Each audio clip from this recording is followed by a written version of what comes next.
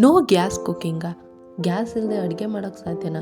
ಏನಿದು ಅಂತ ಯೋಚನೆ ಮಾಡ್ತಾ ಇದ್ದೀರಾ? ಖಂಡಿತವಾಗ್ಲೂ ಮಾಡಬಹುದು. ಹಾಗಿದ್ರೆ ಗ್ಯಾಸ್ ಇಲ್ಲದೆ ಏನೇನ್ ಮಾಡ್ಬೋದು ಅಂತ ನೀವು ಈ 7 ದಿವಸದಲ್ಲಿ ನೋಡ್ತೀರಾ. ವಿಡಿಯೋನ ಕೊನೆ ತನಕ ನೋಡಿ. ಹಾಗಿದ್ರೆ ಇವತ್ತು ಮಾಡೋಣ ಸೌತೆಕಾಯಿ ಪಚಡಿ. ನೀವಿನ್ನೂ ನನ್ನ ಚಾನಲ್ನ ಸಬ್ಸ್ಕ್ರೈಬ್ ಮಾಡಿಲ್ಲ ಅಂದ್ರೆ ಸಬ್ಸ್ಕ್ರೈಬ್ ಮಾಡಿ, ಹಾಗೆ ಬೆಲ್ ಬಟನ್ ಕ್ಲಿಕ್ ಮಾಡಿ. ಸೌತೆಕಾಯಿ ಪಚಡಿ ಮಾಡೋದಕ್ಕೆ ನಾವು ಸಣ್ಣದಾಗಿ ಒಂದು ಸೌತೆಕಾಯಿನ ಹೆಚ್ಕೊಂಡಿದ್ದೀನಿ. ಅದನ್ನ ಒಂದು ಬೌಲಿಗೆ ಹಾಕೊಳ್ತಾ ಇದ್ದೀನಿ. ಹಾಗೆ ಸಣ್ಣ ಬೌಲ್ನಲ್ಲಿ 1 ಬೌಲ್ನಷ್ಟು ಈರುಳ್ಳಿಯನ್ನ ಹಾಕೊಳ್ತಾ ಇದ್ದೀನಿ.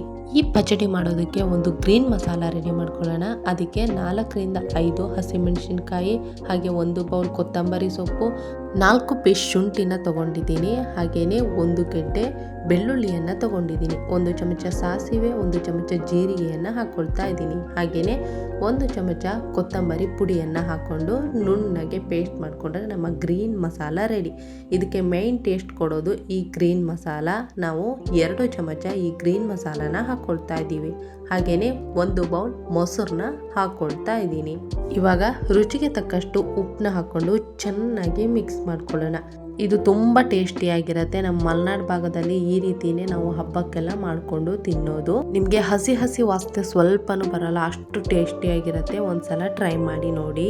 ಇದು ರೆಡಿ ಆಗಿದೆ. ಇದಕ್ಕೆ ಸ್ವಲ್ಪ ಕೊತ್ತಂಬರಿ ಸೊಪ್ಪು ಹಾಗೆ ಕ್ಯಾರೆಟ್ ತುರಿನ ಹಾಕೊಳ್ತಾ ಇದ್ದೀನಿ. ಹಾಕೊಂಡು ಚೆನ್ನಾಗಿ ಮಿಕ್ಸ್ ಮಾಡ್ಕೊಳ್ಳಿ. ನೀವು ಇದನ್ನ ಸ್ಯಾಲೆಡ್ ಆಗೂ ತಿನ್ಬೋದು. ಹಾಗೆ ಸಾಂಬಾರಿಗೆ, ಯಾವ ಸಾಂಬಾರಿಗಾದ್ರೂ ಪರ್ಫೆಕ್ಟ್ ಸೈಡ್ ಡಿಶ್ ಅಂತಾನೆ ಹೇಳಬಹುದು. ನಾಳೆ ಇನ್ನೊಂದು ವಿಡಿಯೋ ಜೊತೆಗೆ ಬರ್ತೀನಿ. ನಿಮ್ಗೇನಾದರೂ ಈ ವಿಡಿಯೋ ಇಷ್ಟ ಇದ್ರೆ ಲೈಕ್, ಶೇರ್, ಕಮೆಂಟ್ನ ಮಾಡಿ ನನ್ನ ಚಾನಲ್ನ ಸಬ್ಸ್ಕ್ರೈಬ್ ಮಾಡ್ಕೊಳ್ಳಿ. Thank you.